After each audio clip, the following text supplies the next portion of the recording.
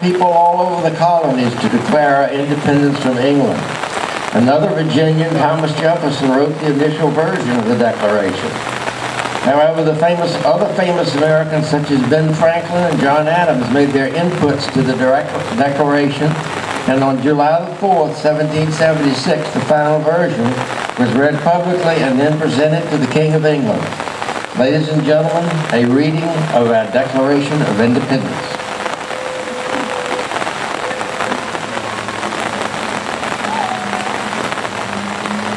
Good morning. Today marks the 240th anniversary of the official beginning of our country's march to freedom. As you hear the words of the Declaration of Independence being read, look around you at the men and the women who have given so much to keep us free. Free so that we could be a beacon of liberty to the world. Free to offer hope for a new life to the hundreds of nationalities that make up our beautiful country. We come from many backgrounds and many nations, some represented here today, but we all share the same country. We are the United States of America, and we began with these words.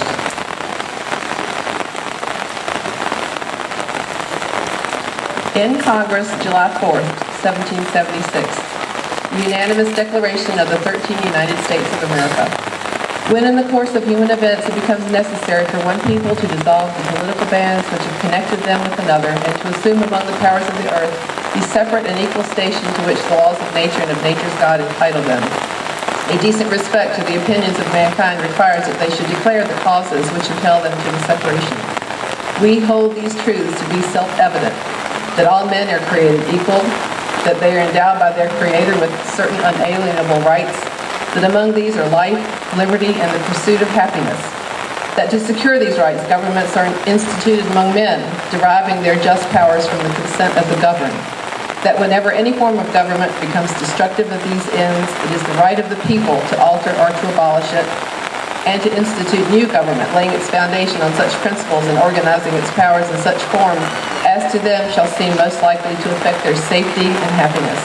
Prudence indeed will dictate that governments, long established, should not be changed for light or transient causes, but when a long train of abuses and usurpations reduce them under absolute despotism, it is their right, it is their duty to throw off such government and to provide new guards for their future security. Such has been the patient sufferance of these colonies, and such is now the necessity which constrains them to alter their former systems of government. The history of the present King of Great Britain is a history of repeated injuries and usurpations, all having a direct object the establishment of an absolute tyranny over these states. To prove this, let facts be submitted to a candid world.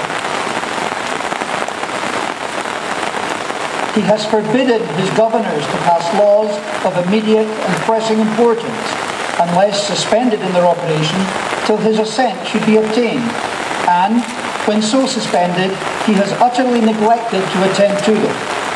He has refused to pass other laws for the accommodation of large districts of people, unless those people would relinquish the right of representation in the legislature, a right unmeasured to them and formidable to tyrants only. He has called together legislative bodies at places unusual, uncomfortable, and distant from the depository of their public records for the sole purpose of fatiguing them into compliance with his measures.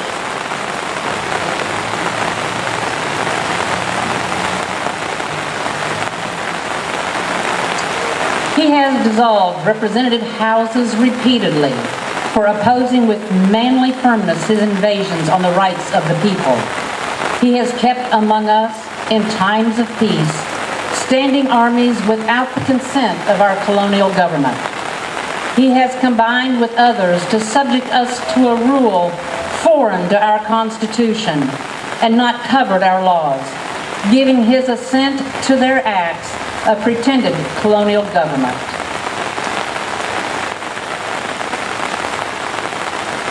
For quartering large bodies of armed troops among us, for protecting them by a mock trial from punishment for any murders which they should commit on the inhabitants of these states, for cutting off our trade with all parts of the world, for imposing tax on us without our consent, for depriving us in many cases of the benefits of trial by jury, for transporting us beyond seas to be tried for pretended offenses. He has plundered our seas, ravaged our coast, burnt our towns, and destroyed the lives of our people.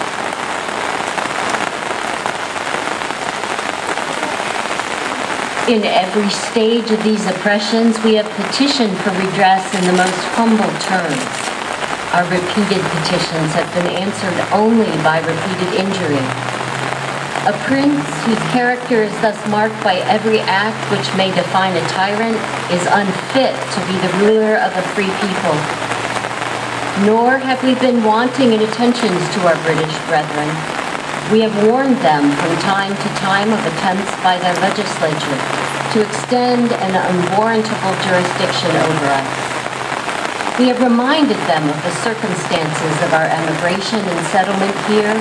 We have appealed to their native justice and magnanimity. They too have been deaf to the voice of justice.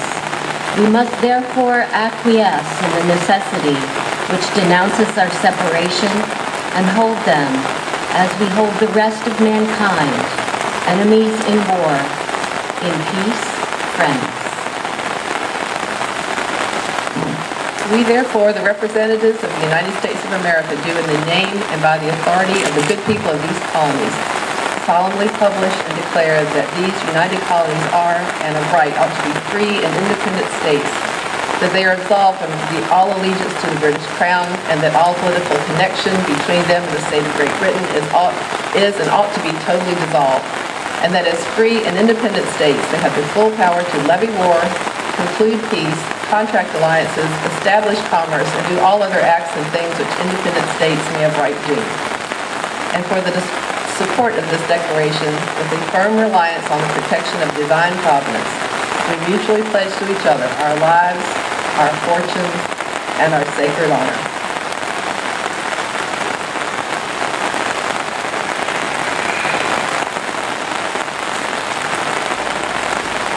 I want to thank our readers here today, Judy Clark, Joan Van Orstal, Dr. Clinton, John Mormon, and Debbie Strock for her signing.